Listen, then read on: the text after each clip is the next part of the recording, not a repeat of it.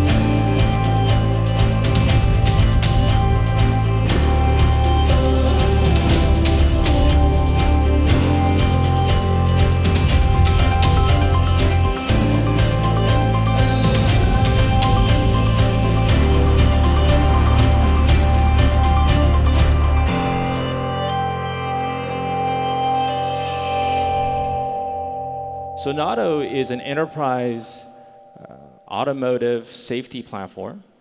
We work with over 350 commercial fleets today across continental US, Hawaii, Japan, and Europe to improve driving safety by identifying dangerous driving behaviors, provide real-time alerts, and provide what you've seen, some coaching features that allows us to the fleet management to actually improve the driving profile the safety profile for their drivers. Here's a summary of what our AI services enable, which is we do real-time detection of distracted driving, tailgating, policy violations, including cell phone use, smoking, seatbelt violations, and also most importantly, collisions.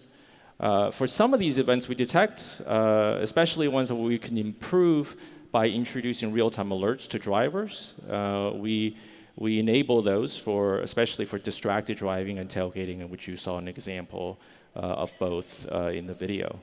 And on the fleet management side, we provide SaaS services that allows fleet managers to do real-time identification of their drivers who's operating the vehicle, for compliance, privacy reasons. We also support depersonalization, which is blurring of drivers or passengers or pedestrians, and as well as a number of street signs. We also do blurring of trips for identification, so to avoid identification of personal information. And this is done via a closed-loop integration between the edge device and the cloud. Our edge devices are pretty smart. They have CPUs, GPUs, a number of different sensors, as well as multiple cameras.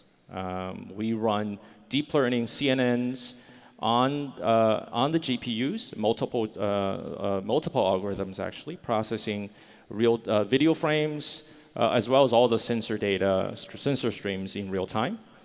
The real-time processing allows us to do on-device detection through model inference, which when we enable alerts, and we upload data into the cloud for further processing, model training, and an additional improvement of the model. Those models are the improved models, and then delivered back to the device over the air updates, which enables this continuous improvement cycle of our models for quick iteration and improvement of services.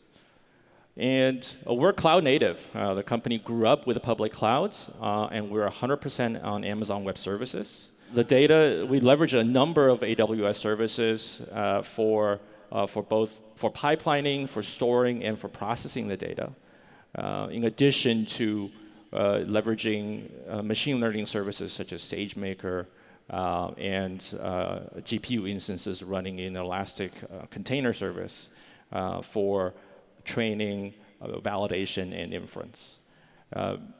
As you can see, this diagrams how we take time stream data, time series data coming from the device, fuse fuse them together in a single event package where we're fusing video frames along with sensor frames. Supplement that with human-provided label, either through our internal tools or third-party labeler services, in addition with annotations from call models. And then use that to drive the rest of our training process, which we're focusing on today, which is a three-step process of preparing ground truth data sets, training models, and also serving them in ECS for validation. As we all know, I mean, deep learning doesn't work without data, and doesn't work without good data. And that's, as in previous slide, identified the data is annotated and labeled through human review and additional services.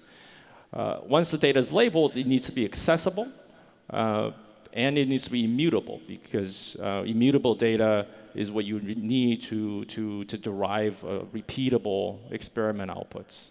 So this is an example of how we're managing our data today, which we are managing data sets by epoch, are immutable, and we manage both full data sets and deltas for algorithms that can take advantage of it and allow us to quickly iterate through the new data sets for model training. Step 2 is the training infrastructure. Today, we're using both Amazon SageMaker and Amazon's ECS service GPU instances for training. The goal, what AWS SageMaker, Amazon SageMaker has provided for us are these 4 high-level design purposes, which is it has to be scalable, right? And as we know, deep learning models, sometimes you don't really know what is the right thing to do. You end up training many models. You want to train them in parallel, so you can and then you want to quickly identify which one work and which one do not. And so you need a scalable system that be able to train models in parallel. You be able to support grid searches across hyperparameters. And once the models are trained, you need to be able to organize them properly. You want to associate the particular trained output with a version, a reproducible code and data set. That's where the SageMaker really helps to actually integrate the data that we have on S3 with the models we provide throughout the SageMaker training infrastructure. And it needs to be continuous. A lot of models can benefit with continuous data training, and that requires integration between your storage system, which is your data set management process, and your training infrastructure, and then down the line to your deployment infrastructure. SageMaker provides a lot of that heavy lifting for us in terms of chaining all these distinct pieces of working functions together. And lastly, we don't use SageMaker today for doing inference. Our inference is done primarily using ECS. All of our applications are deployed as Docker containers in the Elastic Container Service, and we have dedicated clusters for model serving that are deployed with GPU instances in ECS. It's fully integrated with the rest of our deployment system. As you can see, everything is codified, and it's all CI driven. And ECS provides a lot of that integration tools through a process. And here's just a quick overview of our roadmap. As you know, Amazon Elastic Inference is very attractive to us. Efficiency is one of the things that we are very focused on. Ability to use GPU compute on demand is something we're looking at in our training platform. Here's also a set of algorithms that we're looking to improve and deploy, which is drowsiness detection inside the vehicle, traffic light stop signs for collision warnings.